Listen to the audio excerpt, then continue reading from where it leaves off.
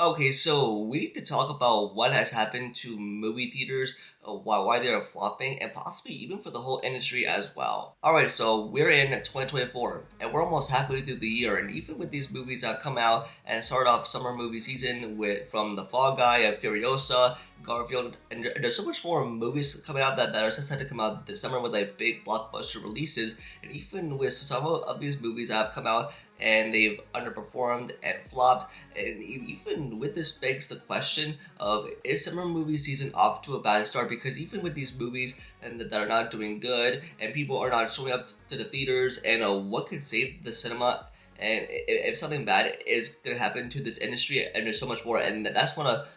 going to break down in this video. It's just like some of my thoughts and my reaction of what's been happening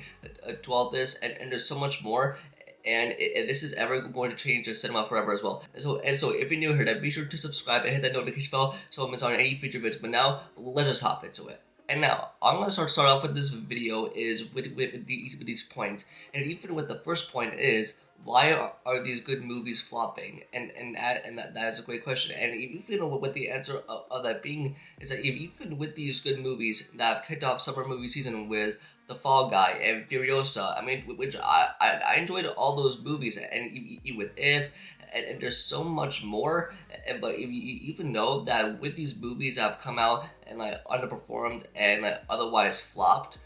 and I even know that I really enjoy these movies that have come out, and not that many people have shown up to the theaters. But even if you guys remembered at the start of the year, we've had like movies that have crushed and dominated the box office, from Doom Part 2, Kung Fu Panda 4, Godzilla X Kong: The New Empire, and was even with those movies that become a box office hits. And even though I was not a fan of some of those movies, but they turned out to be good in a way. But even though with the rest of the movies that have come out during the summer movie season, and even with The Fall Guy, that was like a love letter to all of Stuntman and all of cinema as well, and what goes into making a filmmaking movie, and all that stuff with the practical effects, and that has come out and completely flopped at the box office. And I'm not joking, and even if you've seen the box office projections, and even now you've seen once the movie opened, it exposed the truth in a way that people are like complaining why this movie flopped because of streaming and stuff like that. But even with Furiosa that has come out during Memorial Day weekend, or like a holiday weekend, and even though that's like a Mad Max prequel that has suddenly come out and underperformed, it seriously underperformed. And even though if you guys haven't checked out my review yet for the movie, I'll link it like here somewhere. But you know with that movie, which I really enjoyed, it got like early praise from critics and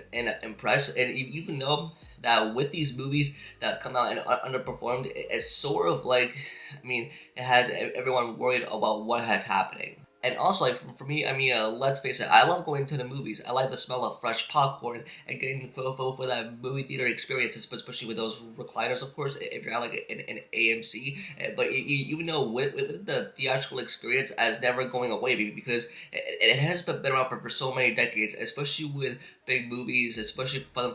the past couple of decades. But even though with the cost of going to the movie theaters, it's sort of like really expensive, especially for big families out there that like I have to spend like, I mean, a ridiculous amount of money, especially with popcorn and snacks and all that good stuff or whatever. But even though with the cost of going to the movies, it's been really effective,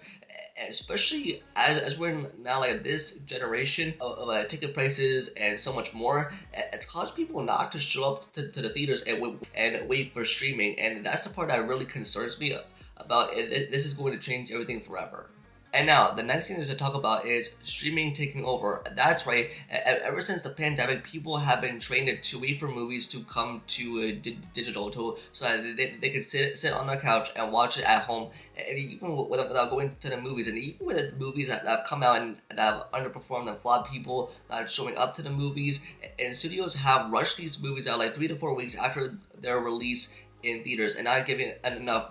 breathing room to perform properly at the box office. And like you know, like that's what happened back in the old days when you had to wait for like 3 to 6 months for a movie to come home on digital, DVD or Blu-ray or stuff like that. But even though with streaming and even with these movies, with these new releases, not like I mean, people are like saying like why pay like full price for movies when you can sit on your couch and watch it at home with the whole family. And that's the main part that definitely concerns me, and it definitely concerns like a lot of people, and even not just that, even for the industry as well, and trying to like market these movies and to convince people to go out to the theaters. But even though with streaming, especially with these streaming services, even with these streaming services that combine into a bundle, and that we're starting to move back to cable, and even with these streaming services that have skyrocketed their prices, and like, even though with these streaming services like they exist, like a Disney Plus, Hulu, Max, formerly known as HBO Max, but with like a Peacock, and there's just so much more, and it's starting to become a thing where people are starting to now watch these new releases on streaming, and even with these movies that are coming out this year, as we're headed towards later in 2024, and I don't know if it's gonna underperform or flop. But even though with these movies, I think they do a better job at marketing them to let people to get out of the house and go see a movie. And now the next thing to talk about is the cost of going to the theaters. Like, that's right, and even with the diehard fans that show up to the theaters on opening day, on opening night, or sometimes like any part during opening weekend, and have made a full theatrical immersive experience, and even to experience these movies with their loved ones, with friends and family. And even though I didn't want to sit down and enjoy a movie on the big screen, whether it's on many different formats, in Dolby or in IMAX, which I definitely enjoy as well, because those are like the best experience. But even so, like with like this, especially with ticket prices these days are now like skyrocketing, and people like sometimes like don't have the time or the want to afford these ticket prices, like or to go to theaters like every single week, every time like a new release comes out, because if you think back to summer 2023, that we had movies that were so hyped up with The Flash, Mission Impossible, Indiana Jones, Barbenheimer. In fact, that was like a big, huge event that had totally sparked like a trend. And but even though back then those were the hyped up movies of the summer, but now that we're in 2024, and even with these movies that like barely hyped up or got like early praise, but like even though they are flopping, that's the part that's mainly concerning. Even with big families that make a huge priority and a commitment to see these movies, like not like every week or like every other week, and even people that like go to see these movies and probably after its first or second weekend, and like even though with people that have lives, that they have work, they have school, they have kids, that have like family care or something like that. But even though with these movies that have come out, and even with these releases that like sandwiched into each other and not given enough breathing room or promotion, that's a thing that's definitely scary. And I hope that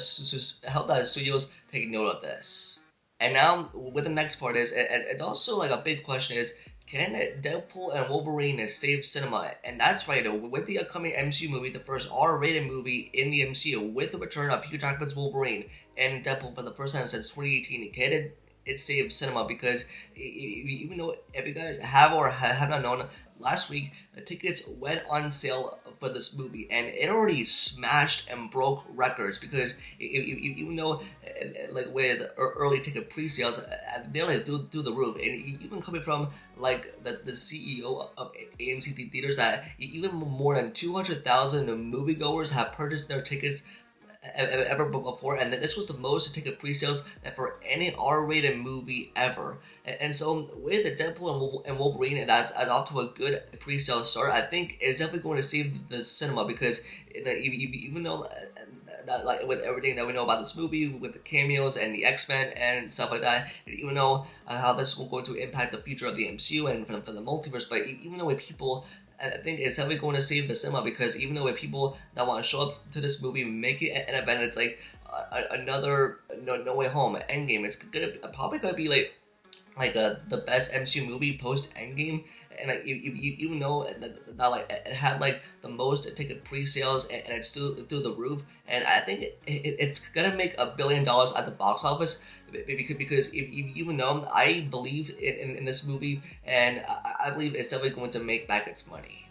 And now, what the final part of this video is, what does the future hold, and how can they save movies? And now, even with the first part of the question is, what does the future hold? It's because, even though I think it's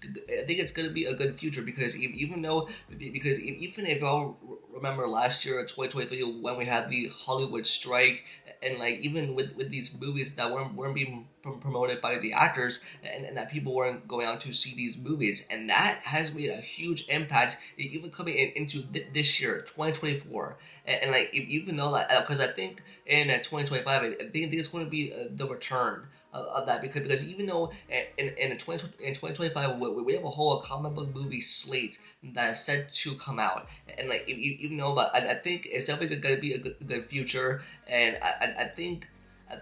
we're in good hands for movies coming out in theaters, because even though with streaming that will still exist, but even with the movie theater going experience, that will never go away. Even that it'll keep on going until the end of time,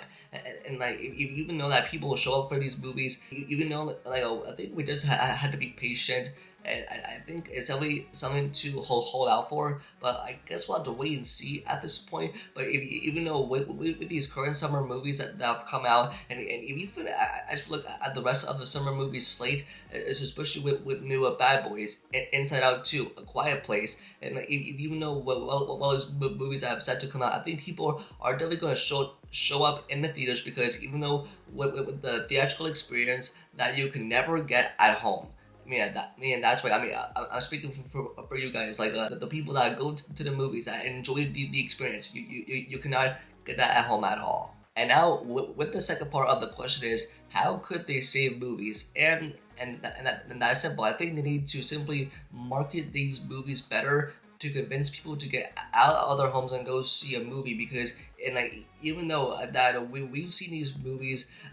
get like no hype, and probably like movies like get like screened for critics too early, and that's why people without showing up. And plus they did it for The Fall Guy, for Furiosa, and yet these movies flopped at the box office. I can't blame it at all. I think for how they could save movies is because they need to bring back the theatrical experience, and why these movies deserve to be seen on the big screen, not in your home on your big screen TV. No, you want to get the full theatrical experience in IMAX and in Dolby Cinema, and like because I think Deadpool and Wolverine is definitely going to save that type of phase, because and now that even though that we're in a new era, a new generation where streaming exists, and now that people, especially with people with busy lives, and that now they wait for movies to come on to streaming like 3 to 4 weeks after the film's theatrical release. But I think the theatrical experience is going to be saved, and I think we're going to be patient, and I guess it's gonna work out that way. But hey, we'll have to wait and see. And so for my final thoughts to kind of wrap up this video is, I don't think it's off to a bad start with summer movie season, but I think with these movies that have come out, I think they need to do a better job at marketing these movies and to convince people to get out of their homes and go see a movie, especially with these movies that have like come out and underperformed and flopped, from The Fall Guy to Furiosa and Garfield, and who knows what movies are coming out this summer movie season. But I think they will do good at the box office, even though it will do solid numbers. But people will show up to these movies and they'll also support it, and I'll also support it as well. There's like a ton of movies on my list for summer movie season that I'm the most anticipated for as well, because my most anticipated movie for the summer is Deadpool and Wolverine, and there's so much more, and those are my thoughts as well. And so that's what we're here for this video. Just let me know your thoughts in the comments below, and what are your thoughts on this video, and if you have any opinions for this video, and just let me know in the comments below. Don't forget to like the video and subscribe and turn on notifications for future videos. And also follow all my social medias, which are linked down below. And with that, I'll see y'all in the next video. Peace.